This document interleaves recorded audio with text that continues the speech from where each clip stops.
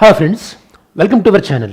ఈరోజు వీడియోలో మనం మాట్లాడుకోబోతున్నటువంటి టాపిక్ వచ్చేసేసి సుప్రీంకోర్టు రిజర్వేషన్ల విషయంలో ఈ యొక్క రిజర్వ్డ్ క్యాండిడేట్స్ అలానే open candidates, reservation category and open category అన్న టాపిక్స్ గురించి ఒక ఇంపార్టెంట్ జడ్జిమెంట్ ఇవ్వడం జరిగింది అండ్ చాలా క్లారిఫికేషన్స్ కూడా ఇచ్చింది. వాటి గురించి మనం డిస్కషన్ చేయడానికి ట్రై చేద్దాం.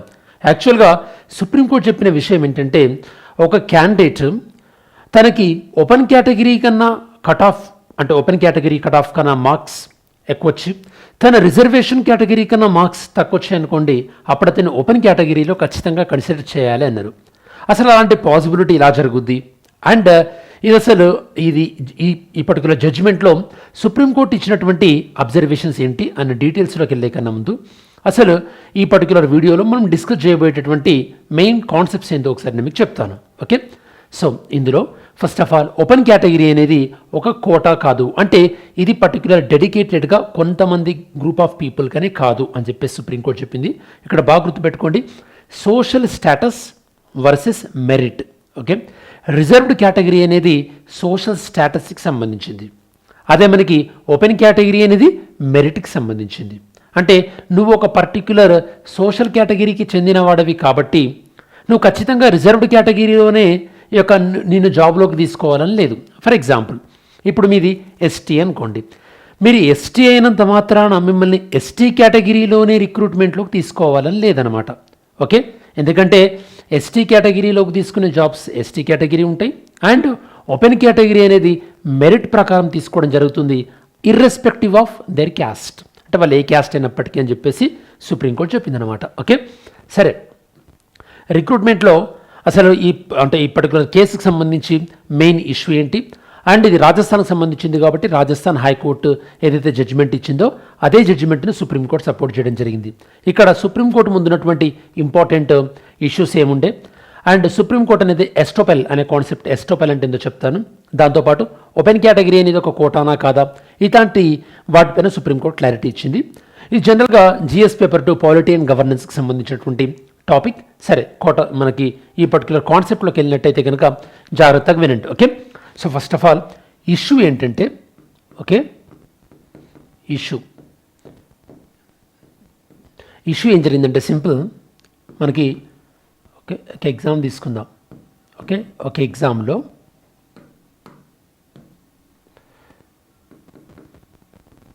So the issue is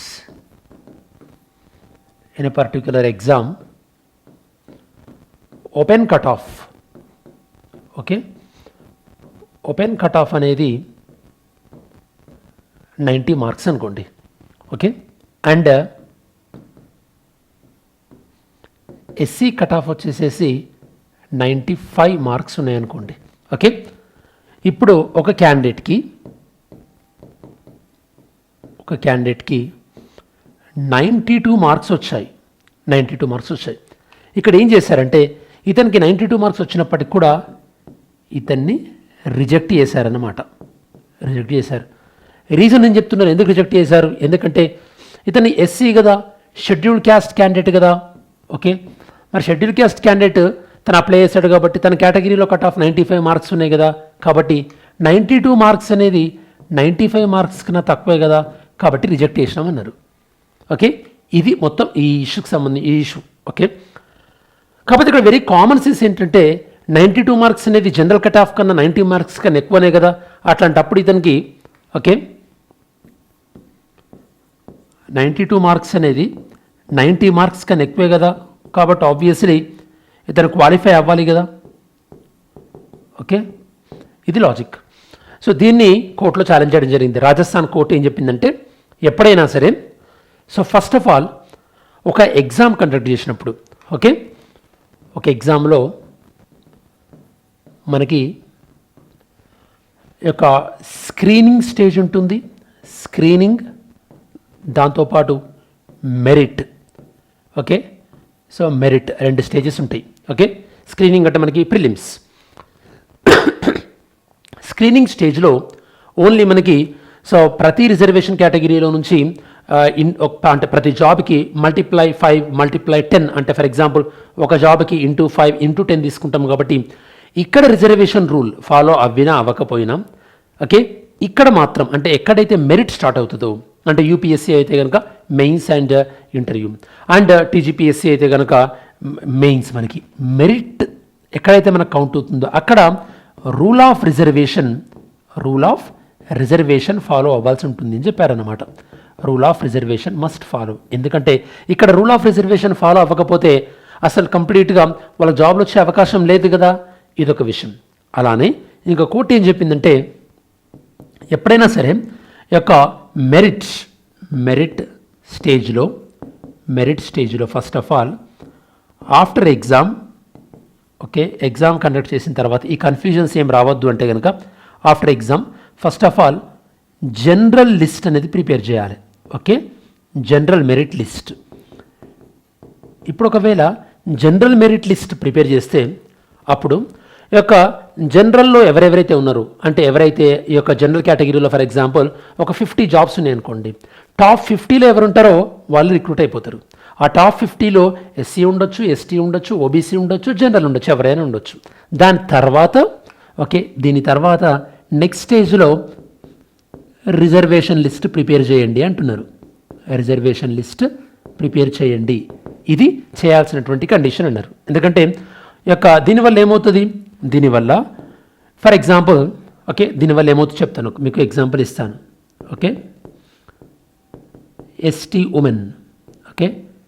ST women ఒక అమ్మాయికి 95 మార్క్స్ వచ్చినాయి.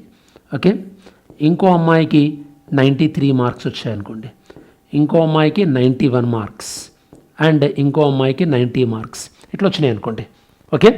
So total number of jobs వచ్చేసేసి జనరల్ మెరిట్ లిస్ట్లో 50 ఉన్నాయనుకోండి, total number of jobs. And ఈ అమ్మాయిది మెరిట్లో ఈ అమ్మాయిది 50 ఉందనుకోండి ఓవరాల్లో తన యొక్క మెరిట్ ర్యాంక్. అప్పుడు ఏమవుతుంది, ఈ అమ్మాయి జనరల్ లిస్ట్లోకి వెళ్ళిపోతుంది, అంటే ఓపెన్ కేటగిరీలో వెళ్ళిపోతుంది. అండ్ నెక్స్ట్ 3 మెంబర్స్ ఒకవేళ ఈ యొక్క రిజర్వ్ లిస్ట్లో ఈ యొక్క ఎస్టీ ఉమెన్లో 3 వేకెన్సీస్ ఉన్నాయనుకోండి. 3 వేకెన్సీస్ ఉంటే ఈ రిమైనింగ్ 3 ఏమైపోతాయి, ఈ రిమైనింగ్ 3 అనేవి రిజర్వేషన్లో ఫిల్ అయ్యేటటువంటి అవకాశం ఉంటుంది. ఇది కోర్టు చెప్పినటువంటి జడ్జిమెంట్ అనమాట. And very common sense judgement. ఇలా కాకుండా ఇండివిజువల్ కేటగిరీలనే ఫస్ట్ ఫిల్ చేసామనుకోండి, ఫస్ట్ కేటగిరీలో ఫిల్ చేస్తే ఏమవుతుంది, ఈ 95 ఇక్కడికి వెళ్ళిపోతారు, 93 వెళ్ళిపోతారు, 91 వెళ్ళిపోతారు, ఈ 90 వాళ్ళకి జాబ్ రాదు. సో కాబట్టి కోర్టు ఏం చెప్తుందంటే, ఈ యొక్క జనరల్ మెరిట్ లిస్ట్ ఎప్పుడైనా సరే ఇది ఎవ్రీవన్, ఎవరికైనా అది కామన్. కాబట్టి ఎప్పుడైనా మెరిట్ స్టేజ్ ఇది ప్రిలిమ్స్కి అప్లై చేయాల్సిన పని లేదు. ఎందుకంటే ప్రిలిమ్స్లో జనరల్గా 50 జాబ్లు ఉన్నాయనుకోండి, 50 × 10 ఒక 500 మందిని తీసుకుంటారు. కాబట్టి అక్కడ ఒకవేళ వాళ్ళని అక్కడ రిజర్వేషన్ కేటగిరీలో వాళ్ళకు అప్లై అవ్వకపోయినా మళ్ళీ మెయిన్స్లో అప్లై చేస్తారు. ఎందుకంటే మెయిన్స్ అనేది మెరిట్ లిస్ట్, రిజర్వేషన్ ప్రిలిమ్స్ అనేది ఓన్లీ స్క్రీనింగ్ స్టేజ్ మాత్రం. కాబట్టి స్క్రీనింగ్ స్టేజ్లో జరిగినటువంటి పొరపాట్లు ఏమున్నా కూడా అవి మెయిన్స్లో రివర్స్ అవ్వచ్చు. ఏ విధంగా అంటే ఇలా ఫాలో అవ్వడం ద్వారా. ఎందుకంటే ప్రిలిమ్స్లో ఎక్సెసివ్గానే తీసుకుంటారు కాబట్టి ఇది ఒక స్క్రీనింగ్ లాగా, కాబట్టి అది సుప్రీంకోర్టు చెప్తుందనమాట. సో ఇక్కడ క్లియర్గా ఏం చెప్తుంది సుప్రీంకోర్టు, ఎప్పుడైనా సరే ఫస్ట్ జనరలిస్ట్ ప్రిపేర్ చేయాలి. జనరలిస్ట్లో సెలక్షన్స్ అయిపోయిన వాళ్ళ తర్వాత నెక్స్ట్ ఆ రిజర్వేషన్ కేటగిరీలో ఫిల్ చేయాల్సిన అవసరం ఉంటుంది, లేదా అలా దానివల్ల సో అందరికీ అవకాశం వచ్చేటువంటి ఒక విషయం ఉంటుందని చెప్పేసి సుప్రీంకోర్టు చెప్పింది. ఇక్కడ రిజర్వ్ లిస్ట్ దాంతోపాటు జనరలిస్ట్ 2 విషయాలు. అండ్ ఇంకొక విషయం ఏంటంటే, సో ఇలా మరి ఫస్ట్ రాజస్థాన్ జడ్జిమెంట్, దాని తర్వాత సుప్రీంకోర్టు ఇప్పుడు జడ్జిమెంట్ ఇచ్చిందన్న కదా. సో మరి దీనికి అగెనిస్ట్గా అంటే ఈ యొక్క సుప్రీంకోర్టు రిజర్వేషన్స్ పైన జడ్జిమెంట్ ఇచ్చింది కదా. రిజర్వేషన్స్ ఈ పర్టికులర్ కేసులో రిజర్వేషన్స్ ఓపెన్ కోటా అనేది అందరికి సంబంధించింది అని చెప్పేసి. అండ్ ఇందులో ఈ యొక్క పిటిషనర్స్ అంటే కొంతమంది ఎవరైతే కనుక ఈ రాజస్థాన్ హైకోర్టు జడ్జిమెంట్ని ఛాలెంజ్ చేస్తున్న వాళ్ళు ఎవరైతే ఉన్నారో వీళ్ళు సుప్రీంకోర్టులో ఏమన్నారంటే కాన్సెప్ట్ ఆఫ్ ఎస్టోపల్ అనే దాన్ని యూజ్ చేశారు. ఎస్టోపల్ అంటే మీనింగ్ ఏంటంటే వీళ్ళు ఏమన్నారంటే, సో ఈ ప్రాసెస్ అంటే సెలక్షన్ ఇలా జరుగుద్ది, సెలక్షన్ ఇలా ఈ యొక్క ఎస్సీ కేటగిరీకి అయితే 95 కట్ ఆఫ్ అని తెలుసు, అయినా ఇతనికి 92 మార్క్స్ వచ్చినాయి, ఇతను ఇప్పుడు ఎస్సీ కేటగిరీ రాలేదు. దాంతోపాటు జనరల్ కేటగిరీ కన్నా తక్కువ కూడా వచ్చింది కాబట్టి, సో జనరల్ కేటగిరీ కన్నా ఎక్కువ వచ్చినా కూడా అతను ఎస్సీ అప్లై చేశాడు కాబట్టి అతను ఎస్సీలోనే తీసుకోవాలి, జనరల్గా తీసుకోకూడదు. ఇదంతా తనకి ముందే తెలుసు ఎగ్జామ్ కన్నా ముందు, కాబట్టి ఇప్పుడు క్వశ్చన్ చేయడానికి లేదు అని వీళ్ళు ఆర్గ్యూ చేశారనమాట. అప్పుడు కోర్టు ఏం చెప్పిందంటే ఎస్టోపల్ అనేది వర్కౌట్ కాదు. అంటే సో ఎగ్జామ్ రూల్స్ ఓకే ఇట్లా మేము చేస్తామని తెలిసినంత మాత్రాన ఆ యొక్క రిజల్ట్ ఫెయిర్గా లేకపోతే అడగొద్దని ఎక్కడ రూల్ లేదు. ఓకే, జస్ట్ ఇది ఒక ప్రొసీజర్ని యాక్సెప్ట్ చేస్తూ మనం ఎగ్జామ్ రాసినంత మాత్రాన ఎగ్జామ్లో కాన్స్టిట్యూషనల్ వైలేషన్స్ జరిగితే వాటిని మీరు క్వశ్చన్ చేయకూడదు అనడం కరెక్ట్ కాదు. కాబట్టి ఎస్టోపల్ అంటే మీరు ముందుగానే అగ్రీ చేశారు కదా, మళ్ళీ మీరు ఎట్లా క్వశ్చన్ చేస్తారా అనడానికి వీల్లేదు. నాట్ అప్లికబుల్ అని చెప్పింది కోర్టు. నాట్ అప్లికబుల్ ఎందుకంటే ప్రొసీజరల్గా మనం ఎగ్జామ్ రాసేటప్పుడు మేము ఎగ్జామ్ టర్మ్స్ అండ్ కండిషన్స్కు ఓకే అని చెప్పడం వేరు, అండ్ అందులో కాన్స్టిట్యూషనల్ వయలేషన్ జరిగినా కూడా మనం ప్రశ్నించొద్దు అనడం వేరనమాట. అది సుప్రీంకోర్టు చెప్పింది. దాంతోపాటు ఈ యొక్క డబుల్ బెనిఫిట్ అని చెప్పేసి ఇంకో లాజిక్ కూడా ఈ యొక్క పిటిషనర్లు అన్నారనమాట. డబుల్ బెనిఫిట్ అంటే ఇప్పుడు ఒక రకమైనటువంటి ఇప్పుడు ఎస్టీ క్యాండిడేట్ తను రిజర్వేషన్లో బెనిఫిట్ పొందుతున్నాడు, రిజర్వేషన్ కేటగిరీలో తనకి జాబ్ రావచ్చు, లేదా ఓపెన్ కేటగిరీలో జాబ్ రావచ్చు కదా, ఇలా డబుల్ బెనిఫిట్ ఎలా పొందుతారని చెప్పేసి కూడా సుప్రీంకోర్టులో కేసు అంటే లాజిక్ చెప్పారనమాట. అప్పుడు సుప్రీంకోర్టు ఏం చెప్పిందంటే ఒక ఎస్టీ పర్సన్ ఓపెన్ కేటగిరీలో జాబ్ పొందుతున్నాడు అంటే అతనికి తన యొక్క క్యాస్ట్ ద్వారా పొందట్లేదు కదా జాబు, తన మెరిట్ ద్వారా పొందుతున్నాడు కదా, అప్పుడు అసలు డబుల్ బెనిఫిట్ అనే లాజికే లేదు కదా అని చెప్పేసి ఈ డబుల్ బెనిఫిట్ అనేటటువంటి కాన్సెప్ట్ను కూడా కొట్టివేయడం జరిగింది. సో ఈ విధంగా ఈ రెండు విధాలుగా. దాంతోపాటు మూడవది stage of the examination. Okay, stage of the exam. Okay, stage of the exam విషయంలో సుప్రీంకోర్టు ఏం చెప్పిందంటే ఏ స్టేజ్ అయితే కనుక ఒక క్యాండిడేట్ తర్వాత స్టేజ్కి వెళ్ళాలా లేదా, ఓకే, అండ్ తనకు జాబ్ వచ్చేటటువంటి తనకి ఎలాంటి జాబ్ వస్తుందని డిసైడ్ చేసేటటువంటి ఏ స్టేజ్ అయితే ఉంటుందో ఆ అన్ని స్టేజ్లలో కూడా సేమ్ ఇప్పుడు మేము చెప్పినట్టు ఫస్ట్ జనరల్ కేటగిరీ, దాని తర్వాత రిజర్వేషన్ కేటగిరీ ఫిల్ చేయాల్సిందే. అంతే తప్పించేసి ఈ యొక్క స్క్రీనింగ్ స్టేజ్లో కాకుండా మిగతా ఏ స్టేజ్లో అయినా సరే మీరు ఇది ఫాలో అవ్వాల్సిందే. ఫర్ ఎగ్జాంపుల్ ఒక 400 మార్క్ ఎగ్జామ్ ఉండి 400 మార్క్స్లో 300 మార్క్స్ ఒక స్టేజీ, 100 మార్క్ ఒక స్టేజ్ ఉన్నప్పుడు 300 మార్క్స్ స్టేజ్లో మేము రిజర్వేషన్ని ఫాలో అవ్వడం అంటే కుదరదు కదా, ఎందుకంటే 300 మార్క్స్ అనేది ఒక సిగ్నిఫికెంట్ స్టేజ్ కదా. సో కాబట్టి ఎక్కడనైతే కనుక మెరిట్ అనేది క్యారీ ఫార్వర్డ్ అవుతుందో అంటే ఆ ఎగ్జామ్లో వచ్చినటువంటి మార్క్స్ నెక్స్ట్ స్టేజ్కి ఓకే ఆ యొక్క వెయిటేజ్ ఉంటుందో అట్లాంటి ప్రతి స్టేజ్లో కూడా ఈ యొక్క రూల్ ఆఫ్ రిజర్వేషన్ని మీరు ఫాలో అవ్వాల్సిందే సుప్రీంకోర్టు చెప్పింది. సో ఓవరాల్గా సుప్రీంకోర్టు ఎస్టోపల్ నాట్ అప్లికబుల్ అని చెప్పింది. అంటే సింపుల్గా ఈ యొక్క ఎగ్జామ్ ప్రొసీజరల్ రూల్ మనం ఒప్పుకున్నంత మాత్రాన దానికి కాన్స్టిట్యూషనల్ వైలేషన్ జరిగినా కూడా మీరు క్వశ్చన్ చేయొద్దు అంటే అది కరెక్ట్ కాదని చెప్పింది. అలానే డబుల్ బెనిఫిట్స్ ఒక ఎస్టీ క్యాండిడేట్కి రిజర్వేషన్ దాంతోపాటు ఓపెన్లో కంప్లీట్ అవ్వచ్చు అన్న లాజిక్ కూడా కరెక్ట్ కాదు. అతను ఓపెన్లో కంప్లీట్ అవుతున్నాడంటే మీనింగ్ అతను ఓపెన్లో మెరిట్ ద్వారా కంప్లీట్ అవుతున్నాడు, తన యొక్క క్యాస్ట్ ద్వారా కాదు, తన యొక్క సోషల్ పొజిషన్ ద్వారా కాదు అని చెప్పేసి సుప్రీంకోర్టు క్లారిటీ ఇచ్చింది. Third one stage of the exam. A stage అయితే కనుక ఎగ్జామ్లో ఒక నిర్ణయాత్మకమైనటువంటి ఒక పాత్ర ఉంటుందో, ఒక డెసిసివ్ స్టేజ్ ఉంటుందో ఆ అన్ని స్టేజ్లకు కూడా రూల్ ఆఫ్ రిజర్వేషన్ అప్లై అవుతుందని చెప్పేసి సుప్రీంకోర్టు చెప్పింది. ఈ 3 అబ్జర్వేషన్స్. ఓకే, అలానే రిజర్వేషన్స్ పాయింట్ ఆఫ్ వ్యూలో మనకి రిజర్వేషన్స్ ఇన్ ఎడ్యుకేషన్ ఆర్టికల్ 15 చెప్తుంది, రిజర్వేషన్స్ ఇన్ ఎంప్లాయ్మెంట్ ఆర్టికల్ 16 చెప్తుంది. Reservation in education point of వ్యూలో ఎస్పెషల్లీ మీకు 15(4) okay, so 15(4), 15(5), 15(6) okay reservations in education గురించి క్లియర్గా చెప్తున్నాయి. ఇందులో మనకి సో 15(3) నుంచి అనుకోండి, ఎస్పెషల్లీ 15(3) అనేది పార్లమెంట్ అనేది రిజర్వేషన్స్ విషయంలో లా చేయొచ్చు అని చెప్తారు. 15(4) ఎస్సీ ఎస్టీ రిజర్వేషన్స్, అలానే 15(5) ఎడ్యుకేషన్లో SC ST reservations, OBC reservations. 15(6) వచ్చేసి మనకి EWS reservations in education. Whereas article 16లో ఆర్టికల్ 16(4) రిజర్వేషన్ గురించి చెప్తుంది మనకి ఎస్సీ ఎస్టీ రిజర్వేషన్స్. 16(4)A వచ్చేసేసి మనకి రిజర్వేషన్స్ ఇన్ ప్రమోషన్స్, ఇది ఓన్లీ ఎస్సీ ఎస్టీలకు మాత్రమే అప్లికబుల్. 16(4)B వచ్చేసేసి మనకి క్యారీ ఫార్వర్డ్ వేకెన్సీస్, ఇది ఎస్సీ ఎస్టీ ఓబీసీలకు అప్లికబుల్ అవుతుంది. 16(5) మతపరమైనటువంటి ఇన్స్టిట్యూషన్స్ లైక్ రిలీజియస్ ఇన్స్టిట్యూషన్స్లో యొక్క ఆ పర్టికులర్ రిలీజియన్ పైన ఆ పర్టికులర్ ఫెయిత్ని ఫాలో అయ్యే వాళ్ళకి మాత్రమే అందులో జాబ్స్ ఇవ్వాలని చెప్పేసి. 16(6) వచ్చేసి మనకి ఈ యొక్క ఈడబ్ల్యూఎస్ రిజర్వేషన్స్ ఇన్ ఎంప్లాయ్మెంట్, ఇది రిజర్వేషన్స్ పాయింట్ ఆఫ్ వ్యూలో jobs and employment. Political reservations అంటే మీకు తెలుసు, లోక్సభలో అయితే కనుక ఎస్సీ ఎస్టీలకు ఆర్టికల్ 330, అసెంబ్లీ అయితే ఆర్టికల్ 332. అలానే మనకి ఓకే, ఎస్సీ ఎస్టీలకి లోకల్ గవర్నమెంట్ అయితే కనుక article 243D reservations point of వ్యూలో. ఓకే, ఇది ఓవరాల్గా. ఓకే, సో సుప్రీంకోర్టు అబ్జర్వేషన్స్ మనం కవర్ చేసాం కదా. అండ్ సుప్రీంకోర్టు ఏం చెప్పిందో ఈ యొక్క ఓపెన్ లిస్ట్ ఫస్ట్, దాని తర్వాత ఈ యొక్క రిజర్వేషన్ లిస్ట్ని కన్ఫర్మ్ చేసుకోవాల్సి ఉంటుందని చెప్పింది. సో సుప్రీంకోర్టు ఆఫ్ ఇండియా ఏం చెప్పింది, రాజస్థాన్ హైకోర్టు ఇచ్చినటువంటి జడ్జిమెంట్స్ని సపోర్ట్ చేసింది.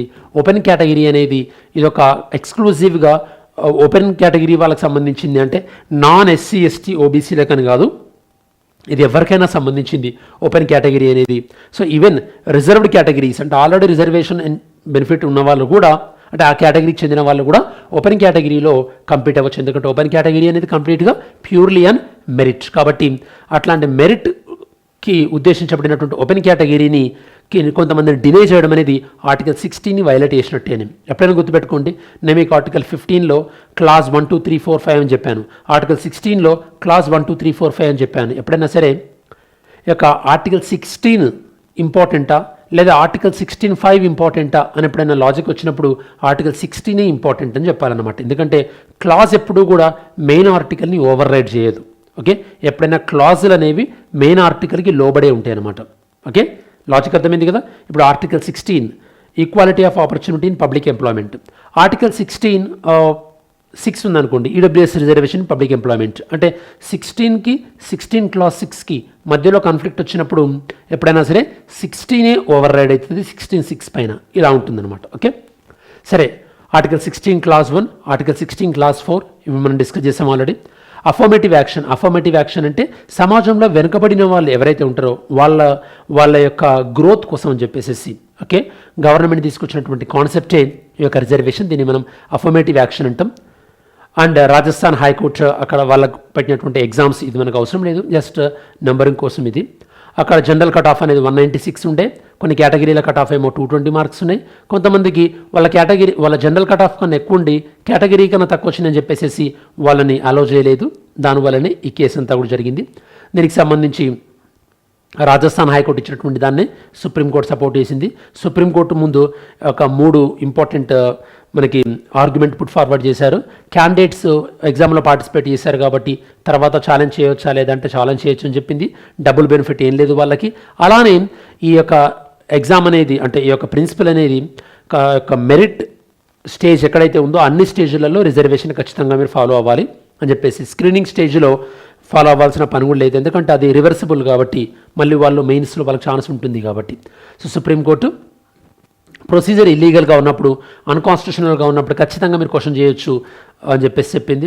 ఓపెన్ కేటగిరీ అనేది ఒక కోటా అంటే కాదు, ఇది సపరేట్ కోటా కాదు, ఓపెన్ కేటగిరీలో ఎవరైనా కంప్లీట్ అవ్వచ్చు అని చెప్తూ సుప్రీంకోర్టు ఇందిరా సాహ్ని జడ్జిమెంట్ని, దాంతోపాటు సౌరవ్ యాదవ్ జడ్జిమెంట్ని కూడా కోట్ చేసింది. ఎందుకంటే ఓపెన్ కేటగిరీ అంటే మెరిట్ కేటగిరీ, దానివల్ల వేరే వాళ్ళు మళ్ళీ స్పెషల్గా బెనిఫిట్ పొందుతున్నట్టేం కాదు అని చెప్పింది. Okay, and so final directions ఏంటి సుప్రీంకోర్టు ఫైనల్ డైరెక్షన్ ఏంటంటే, ఫస్ట్ ఓపెన్ లిస్ట్ ప్రిపేర్ చేయాల్సి ఉంది, ఓపెన్ మెరిట్ లిస్ట్ ప్రిపేర్ చేయాలి, దాని తర్వాత రిజర్వ్ లిస్ట్ అనేది ప్రిపేర్ చేయాల్సి ఉంటుంది. సో దట్ ఈ యొక్క మెరిట్ సాధించిన వ్యక్తిని మనం పెనాల్టీ చేసినట్టుగా ఉండకూడదని చెప్పేసి. కాబట్టి రిజర్వేషన్ అనేది ఖచ్చితంగా ఒక ఇంక్లూజన్, అంటే వెనుకబడిన వాళ్ళు ఇంక్లూడ్ చేసేటట్టు ఉండాలి తప్ప రిజర్వేషన్స్ అనేవి కొందరికి డిసడ్వాంటేజ్ అంటే ఎక్స్క్లూజన్గా ఉండకూడదని చెప్పేసి ఇది సమ్మరీ అనమాట.